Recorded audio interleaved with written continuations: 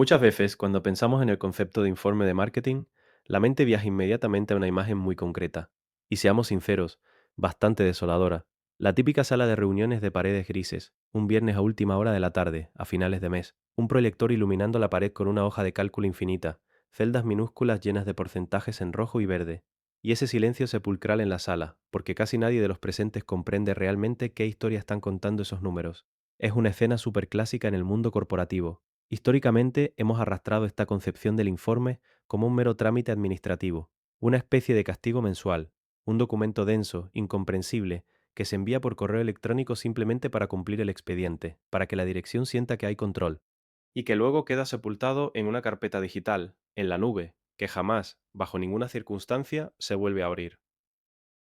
Pues precisamente la intención de esta inmersión profunda es dinamitar esa imagen por completo.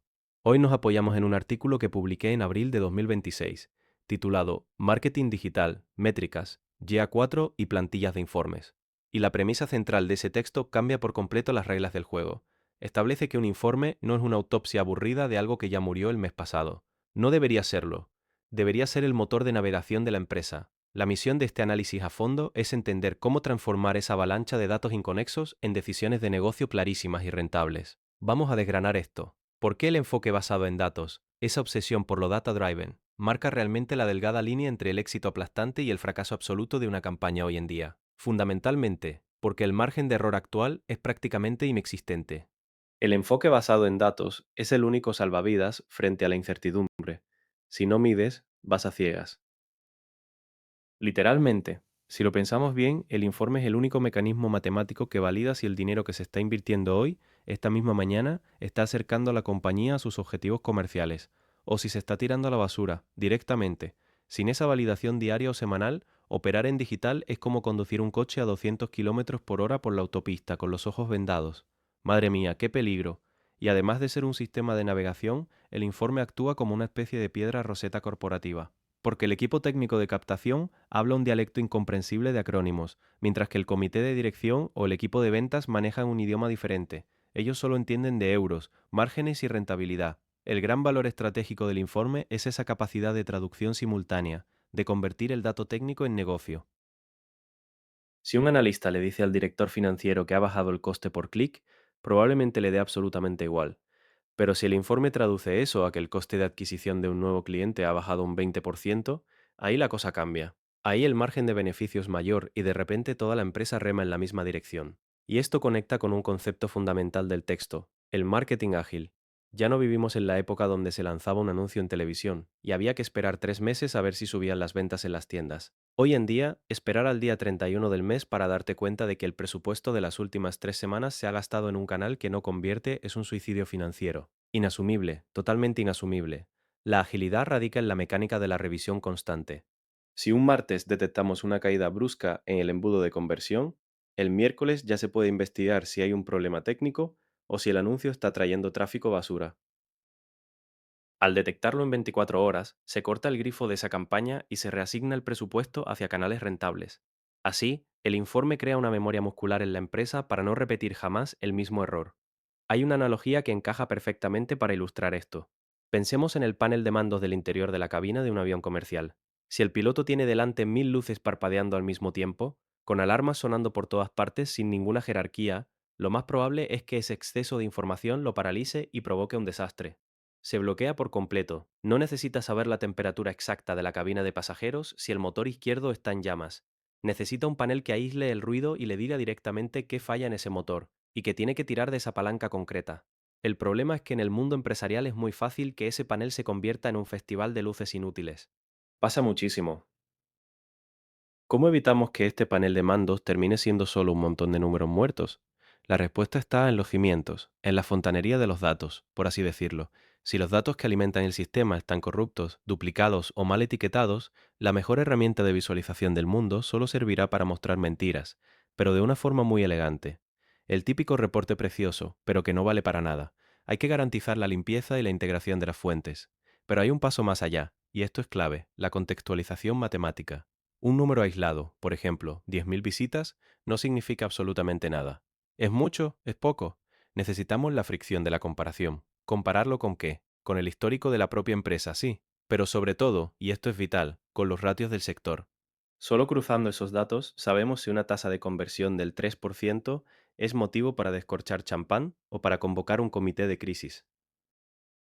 Si el competidor directo convierte al 10%, ese 3% es un drama, por muchos miles de euros que genere en bruto. Es un fracaso en contexto. Así que ya tenemos claro el propósito y la base estructural. El siguiente paso lógico es saber exactamente en qué indicadores fijarnos, porque quien tenga acceso a herramientas de analítica sabrá que el instinto inicial es medir absolutamente todo, cada clic, cada movimiento de ratón. Te acabas ahogando en un mar de datos. Es como un síndrome de Diógenes digital, acumular métricas por si acaso. Para evitarlo, la estructura más inteligente que plantea el artículo es agrupar la medición reflejando el viaje psicológico del usuario, paso a paso. Primero miramos la adquisición y el tráfico, de dónde vienen y, muy importante, la balanza entre usuarios nuevos y recurrentes. Si todo es tráfico nuevo, ojo, porque la retención está fallando. Es como un cubo con un agujero en el fondo. Metes agua, pero se sale toda. Después, la lupa se mueve hacia el comportamiento, y aquí hay un cambio de paradigma fascinante.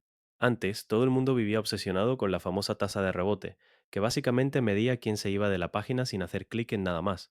Pero era una métrica tramposa. Alguien podía entrar en un blog, leer un artículo de 5.000 palabras durante 20 minutos, resolver su duda, irse súper feliz con la marca, y el sistema lo contabilizaba como un rebote negativo. El sistema castigaba el éxito. Era absurdo, por eso, la evolución hacia la tasa de interacción o el engagement rate en GA4 es tan importante. Ahora el sistema mide el tiempo real que la ventana está activa, el desplazamiento por la pantalla. Busca señales de que la persona al otro lado realmente está prestando atención. Cambiamos la pregunta de ¿quién huye? A quién se queda y consume nuestro valor. Tiene muchísimo más sentido, y de ahí saltamos a la conversión, pura y dura. El momento de la verdad comercial. Compras, leads cualificados, el coste por adquisición o el ROAS, el retorno publicitario. El embudo va cogiendo forma. Y finalmente cerramos el círculo midiendo la experiencia, aislando qué páginas específicas actúan como agujeros negros, perdiendo usuarios y cuáles son máquinas de retener para clonar su estructura en toda la web. Es un viaje súper lógico a través del embudo de ventas. Pero hay un vacío importante que siempre genera debates en las empresas. Las redes sociales. Da la sensación de que los departamentos de social media muchas veces viven en una república independiente.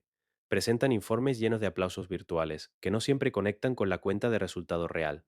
Lo fascinante de este punto es cómo se está forzando por fin la integración de esos dos mundos. Las redes sociales ya no pueden ampararse en ser un mero ejercicio de relaciones públicas.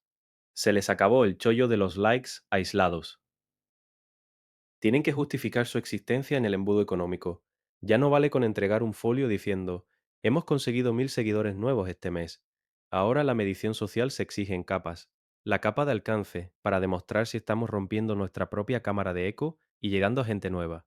La capa de interacción profunda. Y sobre todo, la conversión, demostrando matemáticamente que un clic en Instagram, por ejemplo, termina en una venta en la web. Trazar todo el camino. Y hay una capa más que casi nadie mide, y que el artículo destaca: la atención al cliente, cuantificando el tiempo de respuesta o si el sentimiento general de la comunidad es tóxico o positivo. Ahora bien, aquí conviene hacer de abogado del diablo un momento. Siempre escuchamos a los directores financieros despreciar las llamadas métricas de vanidad. Se ríen de los me gusta o de las impresiones de un vídeo. Pero, seamos prácticos. ¿Seguro que no sirven para absolutamente nada? La confianza no nace de la nada. Si una persona ve un perfil de empresa con 100 seguidores y 0 me gusta, no va a introducir los datos de su tarjeta de crédito. Esos me gusta construyen marca, generan autoridad antes de la compra. La realidad no es blanca o negra. No es que los me gusta o las visualizaciones sean métricas inútiles o venenosas por naturaleza, en absoluto. Tienen su función.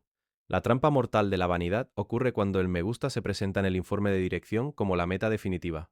Como bromean a veces en el sector, nadie puede pagar el alquiler de las oficinas con me gusta en TikTok. Desde luego que no, el banco te pediría euros. Estas interacciones son valiosas, crean ese efecto de prueba social, pero el equipo de analítica debe demostrar la correlación, conectar los puntos. Tienen que poder decir, mira, hemos comprobado que por cada 10.000 impresiones en redes sociales, nuestro volumen de búsquedas orgánicas en Google con el nombre de la empresa aumenta un 15%, y eso acaba generando ventas. Las métricas de vanidad son un medio, el calentamiento previo del usuario, por así decirlo. Si un departamento gasta 100.000 euros en una campaña, consigue millones de reproducciones, pero no es capaz de trazar cómo una sola parte de esa atención se convierte en tráfico web o en leads para la base de datos. Entonces sí es un derroche totalmente injustificable. Es tirar el dinero. Queda meridianamente claro. Son los cimientos de la confianza, pero no son la casa. Cuando empezamos a hablar de cruzar visualizaciones en una red social con búsquedas en Google y con ventas en la web, la cabeza empieza a dar vueltas. Es un follón logístico. Porque nadie puede hacer esto picando datos a mano en una hoja de cálculo los viernes por la tarde. Necesitamos inevitablemente que las máquinas trabajen para nosotros. Afortunadamente, el ecosistema tecnológico actual nos lo permite. Por un lado, tenemos herramientas de fontanería pura, como Supermetrics, Funnel o Watagraph, que son como conectores. Se enchufan a todas las plataformas publicitarias, absorben el coste, los clics y lo llevan todo a un repositorio central. Pero el cerebro de la operación, el núcleo indiscutible que analiza qué pasa dentro de la web de la empresa, es Google Analytics 4, ese famoso guía 4 que, todo hay que decirlo, provocó sudores fríos y ataques de pánico en toda la industria durante su transición. Hubo pánico generalizado, sí, pero ahora se ha revelado como un motor potentísimo. ¿Cómo pasamos del caos absoluto inicial a sacarle partido de verdad? El proceso de domesticar Guía 4 pasa por un camino sistemático de 5 pasos, tal como explico en el artículo. Todo empieza con una configuración base limpia, asegurando, por ejemplo, que la recolección no duplica usuarios sin sentido. Tener la casa limpia. Luego viene el paso más crítico, definir eventos y conversiones. A diferencia de las herramientas antiguas que medían sesiones, GA4 es como una hoja en blanco que mide interacciones individuales. Si no le explicamos al sistema que descargar un PDF concreto o rellenar un formulario de contacto es un éxito de negocio, la herramienta se queda ciega. Una vez definidos esos eventos, hay que dominar la lectura de sus tres grandes pilares o informes principales, entender la adquisición, comprender el engagement y auditar la monetización. Es literalmente enseñarle a la máquina qué es lo que nos importa de verdad para que empiece a buscar patrones. Una vez domado lo básico, se salta a la creación de exploraciones avanzadas para hilar más fino. Aquí es donde el analista deja de mirar los informes prefabricados que vienen por defecto y empieza a cruzar variables complejas. Por ejemplo, analizar por qué los usuarios que entran por el móvil desde una ciudad específica abandonan el carrito de compra en el último segundo. Fíjate qué nivel de detalle. Y el último paso, el quinto, que cierra el círculo. Sacar todo este conocimiento de las entrañas de Analytics y conectarlo a cuadros de mando externos para automatizar su visualización y que cualquier directivo lo entienda de un vistazo. Aquí es donde se pone realmente interesante, porque cuando hablamos de sacar los datos y conectarlos, la verdadera potencia reside en la integración del ecosistema. Para visualizarlo bien, pensemos en todo esto como en una orquesta sinfónica de alto nivel. GEA 4 es el director de la orquesta, es quien tiene la partitura global y sabe cómo debe sonar la pieza entera. Pero un director, moviendo los brazos en absoluto silencio, no hace música. Necesita a los músicos. Necesita a Google Search Console, que sería la sección de cuerdas afinando meticulosamente cómo nos encuentra la gente de forma orgánica en los buscadores. Necesita a Google Ads, que es la percusión, inyectando volumen y tráfico de pago con una precisión rítmica. Necesita a Google Tag Manager, que actúa como el regidor del teatro, cambiando los escenarios rápidamente entre bambalinas sin tener que llamar a un equipo de programadores cada vez que queremos medir un simple botón nuevo. ¡Qué maravilla de imagen! Y todo esto culmina en Looker Studio, que es la sala de conciertos espectacular. Es el lugar donde toda esa música se hace visual, comprensible y emocionante para el público que ha pagado la entrada, que sería la dirección de la empresa. Es una imagen poderosísima, y la mecánica técnica detrás de esa orquesta es lo que salva a los equipos hoy en día. Cuando rompes los silos y usas un ecosistema así de integrado, los sistemas se comunican entre sí con una latencia mínima. Se hablan constantemente. Por ejemplo, Ads le dice a GA4, oye, te acabo de enviar a un usuario que me costó 2 euros. Y GA4 automáticamente le responde a Ads, pues resulta que este usuario acaba de comprar algo de 100 euros. Haz el favor de buscar a más personas exactamente como él. Esa retroalimentación automatizada optimiza las campañas en tiempo real, en milisegundos. Pero tenemos la orquesta súper afinada, la melodía es absolutamente perfecta, suena genial, y de repente llega el momento de actuar frente al comité de dirección, el momento crítico. Si el analista entra en el despacho del CEO con una hoja de cálculo impresa con 40 pestañas y empieza a recitar números al azar sin ningún tipo de contexto, el concierto es un desastre y todo el esfuerzo tecnológico no ha servido de absolutamente nada. Es el fallo final de la cadena de montaje. De nada sirve la mejor recolección de datos del mundo si la comunicación final falla. La estandarización mediante el uso de plantillas es el primer gran salvavidas aquí. Plantillas para no inventar la rueda cada mes. El cerebro humano es perezoso por naturaleza, busca patrones constantemente. Si el comité de dirección recibe cada mes un informe con una estructura visual diferente, gastará toda su energía intentando descifrar cómo narices leer el documento, en lugar de analizar la información que contiene. Si el diseño es constante, los ojos van directamente a la métrica clave de siempre y detectan al instante si esa gráfica en concreto ha subido o ha bajado respecto al mes anterior. Estandarizar, sí, pero tampoco es descargar un PDF genérico de Internet y rellenarlo con tus datos. Imaginemos la escena. El analista entra en el despacho. El directivo está mirando el reloj nervioso porque tiene un vuelo a Londres en 20 minutos. No quiere ver 40 métricas distintas. Ni de broma. Ese analista necesita llevar un resumen ejecutivo de una sola página, con entre 5 y 10 indicadores clave de rendimiento, los verdaderos KPIs, y ni uno más. Directo al grano. Muy directo. Y lo más vital de todo, el contexto cualitativo. Imaginemos que hay un gráfico que muestra un hundimiento dramático del tráfico orgánico en el mes de agosto. Visto así, sin contexto, parece una crisis total, un pánico. Hay que añadir una nota aclaratoria redactada por un humano explicando que es la caída estacional habitual del sector en verano, o que Google cambió su algoritmo la semana pasada y ya estamos aplicando medidas correctivas para solucionarlo. Darle sentido a la línea roja. Y esto nos lleva al punto álgido del informe, que es responder a una simple pregunta. ¿Y ahora qué? Ese es el santo grial de los informes. Si el documento solo cuenta el pasado, es periodismo, no es gestión empresarial. Si el informe solo te dice que el coste por adquisición ha subido un 20%, el directivo pensará, bueno, vale, muy mal, ¿y qué pretendes que haga yo con esta información? Por eso los informes más potentes incluyen siempre recomendaciones de acción claras. No solo el problema, sino la cura. Debería decir algo como, el coste ha subido un 20%. Por lo tanto, sugerimos pausar de inmediato la campaña en Facebook, mover esos 3.000 euros a las búsquedas en Google, donde el retorno sigue siendo positivo, y además, hacer una prueba en la página de aterrizaje. Ese documento ya no es un simple informe, se ha convertido en un plan estratégico express. Y no hacer esto nos lleva a repasar los 5 errores fatales que menciono en el artículo y que hunden tantas presentaciones en las empresas. Básicamente se resumen en crear una mala experiencia narrativa. El primer error es abrumar con datos sin ningún hilo conductor. El segundo, no aportar los siguientes pasos de los que hablábamos. El periodismo, vamos. El tercero es presentar los números en el vacío, sin compararlos con el mercado histórico.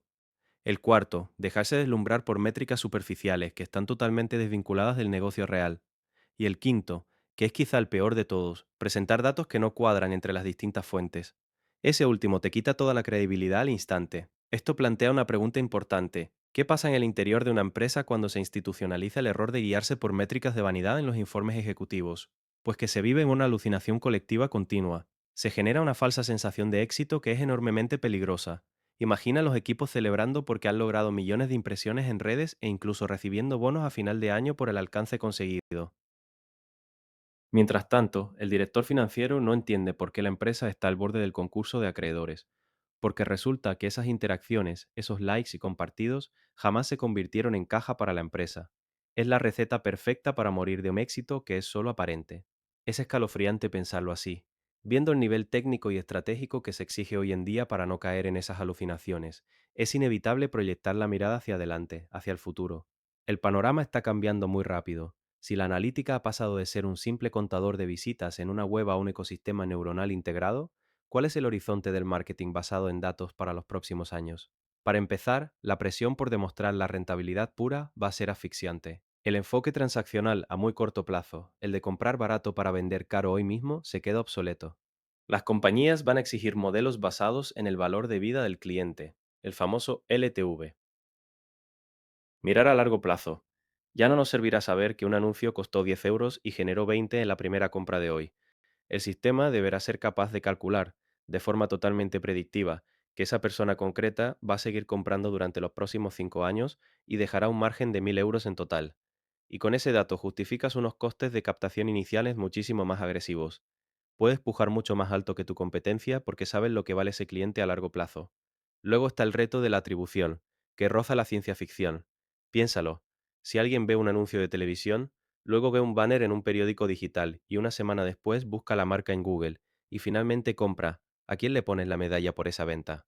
Ese es el gran reto de la industria ahora mismo. Por eso veremos el auge de los modelos avanzados de la mezcla de medios, lo que llaman el Media Mix Modeling. ¿Y eso cómo funciona sin las cookies de toda la vida? Basándose en regresión estadística y algoritmos muy complejos que reparten el mérito porcentualmente.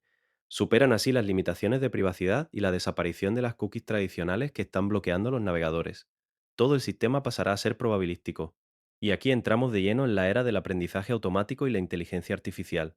Llegará un punto donde gran parte de este trabajo sucio de limpiar y cruzar datos desaparezca por completo para el humano. Sin lugar a dudas, la inteligencia artificial ya está asumiendo ahora mismo la limpieza masiva de datos y la detección de anomalías en milisegundos. Adiós a las macros de Excel, y muy pronto, los propios sistemas de analítica serán capaces de generar ese resumen ejecutivo de una página en lenguaje humano natural, cruzando cientos de variables por sí solos, y proponiendo directamente qué campaña pausar sin que el humano tenga que bucear en ninguna tabla. La IA te da el diagnóstico y la receta médica a la vez.